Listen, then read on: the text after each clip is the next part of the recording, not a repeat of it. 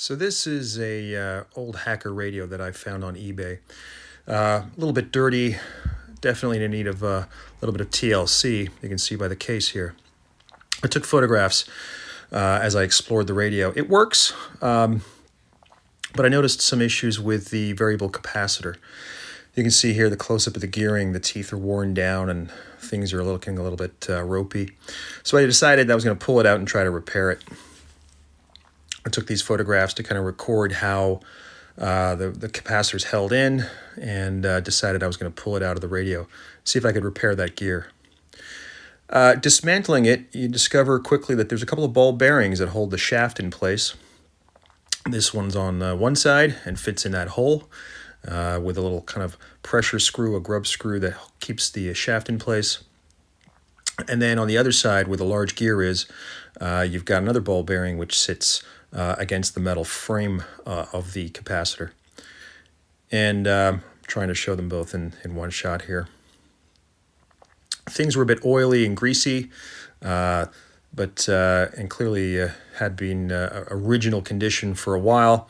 You can see the oil and the lint, and needed everything a good clean. I put everything in a vat of isopropyl alcohol and let it soak for a while. That's dissolved a lot of the grease, and it came out really clean. I continued to dismantle it and pulled out the tuning shaft, and you can see here at the very end of the shaft is a small pinion gear, and the teeth are all gnarled up. I was able to find a replacement gear made of brass with 11 teeth on eBay, a couple of quid, and it's a pretty good match, a little bit longer, and I just basically filed it down in the end. What I plan to do is basically file off the old gear, and this picture shows how easy the brass is to file. And so I popped it into the chuck of an electric drill and started to slowly remove the material with a file as it was rotating. Work slowly, work carefully. You can see me here showing the process. You bring the file slowly and squarely up towards the work, and you can get a pretty good finish, slowly eroding the old teeth. The plan was that I was going to grind it right out and create a small shaft about 1.5 millimeters in diameter, and this would then allow me to press fit the replacement pinion gear on top. And so the pictures that you're seeing here are the work progressing, and as you get closer to where you want to use finer and finer material, in this case wet grit paper. And you can see me here creeping up on the 1.5 millimeter desired end product, and this is what it looked like before I pressed on the replacement gear. Basically using super glue, a little bit of heat, and pushed it on. It worked really well. You see the teeth don't need to be aligned up perfectly with the rest of the shaft. So rebuilding the capacitor here for an old Hacker radio.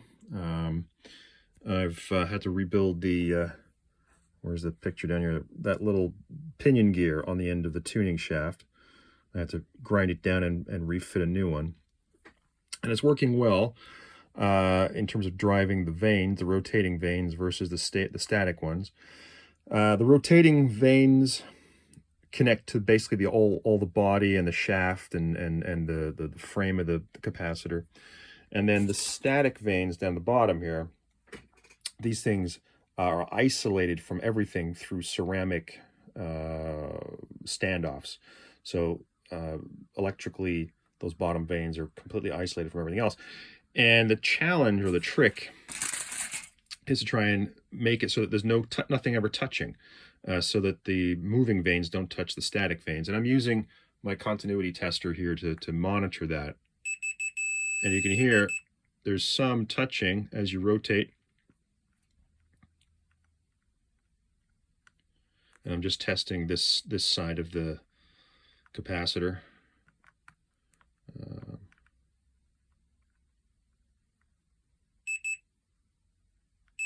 Something's touching somewhere, and it's very, very fiddly. If I go to the other side here, clip it on that one. So now testing this set of static vanes versus the moving ones.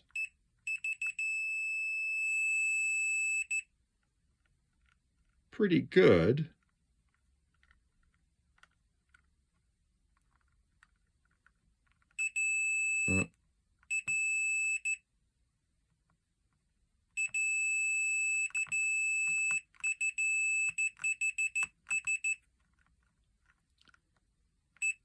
Yeah. So you can see it's a bit of a fine tuning. What you can do here, there's a little screw, and you tighten this in, and it bears down on a ball bearing, which you probably can't see. There's a ball bearing in there that touches this side of the shaft. And there's another shiny ball bearing down there which touches this side of the shaft. So it's kind of pivoting on two ball bearings. And as you tighten that down, you have the pressure on the vanes kind of tightens up the whole rotation, but it also pushes everything a little bit to the right. Yeah, not quite. Of course, if it shorts, it totally shortcuts the capacitance of these yeah. So it may be a little bit of conductive dust or a bit of a grit or something in between. I got to clean that out again. But one idea I thought is, looking at it, and perhaps it doesn't come across in the video, it seems that the vanes are all kind of pushed over to one side, maybe providing a contact area on one side. So I'm going to try to pack it out and move the rotating shaft a little bit to the left. I'm moving it to the left. I'm going to do this by packing out this side of the shaft with a little bit of conductive, well, tinfoil. I might do 1 or 2 or 3 layers, I'm not quite sure, just sort of on the end of that ball bearing in there, so it kind of makes a little thick cup that will hopefully push everything over a bit. The tolerances are not that great. There's not a lot of room in there to mess about, and yeah, I should dig up my feeler gauges and see the gap. But I've also got the luxury of a purpose-built dial here. And this measures thickness down to, what is that, 10 microns, 0.01 of a millimeter. So you just kind of drop the thing in there, and it measures it. So for example, this tinfoil, if I just, that tinfoil is 2.02 mil, so 20 microns. If I double it up, I can mess around and see, you know, how much I want to add to it. All right, well, let's let's see what we can do. All right, so I'll put a little bit of tin foil. I made 3 layers, so like a letter Z, flattened letter Z, 0.06 mil adjustment. I wrapped it around the ball bearing, which you probably can't see. Well, maybe you can see it down here. Where's my pointer? So between the gear here and the frame, in the center of the shaft is a ball bearing. And between the ball bearing, when it touches this little hole in the side here, I basically wrapped 3 layers of tinfoil over the ball bearing. You can just see shiny ball bearing and maybe a couple of layers there. So electrically it should be connected anyway, so it doesn't really matter. And it has the result of packing out and pushing the whole rotating assembly, the gear, the shaft, and the moving vanes to the left. That gives me a little bit, tiny little bit more even spacing. And connecting it up to the continuity tester here. I'll do this slowly. Let's test the left-hand bank.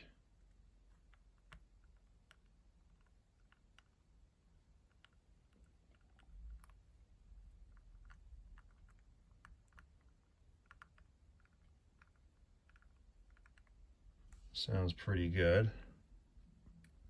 I'll test the other one.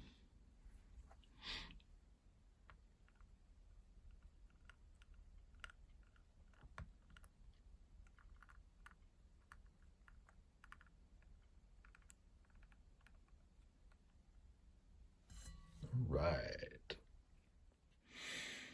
All right, so just testing the capacitance. This is a meter that tests various things, measures the capacitance. In this case, we're measuring in picofarads, which is a pico is a millionth of a farad. Gives you the phase angle as well. Basically, almost purely capacitive, which is good. If I just show you, basically they're the same, should be the same capacitance on both sides. It's a equal gang. So I'm just measuring one side here. So 16 puff is sort of a bit of hand capacitance effects here. You can see if I touch it, it's very sensitive. Picofarads are really, really, really small anyway. But open, so where there's less plate overlap between the fixed plates and the rotating plates, you only have a low value of about 16 picofarads. And as we just rotate it, and I know my hand is going to cause some deviation, you can see that as the overlap increases between the fixed plates and the rotating plates, you get more and more capacitance, up to a limit of, where are we here? That's it. So total overlap, 438 picofarads with no fingers. And if I just swap over, clip that onto the second bank, yeah, 435 picofarads, fully covered. And I just open it up.